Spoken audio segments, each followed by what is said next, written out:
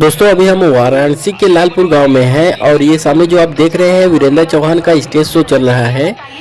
इन्हें निरहुआ के नाम से भी जाना जाता है। तो आइए हम आपको इनका डांस दिखाते हैं।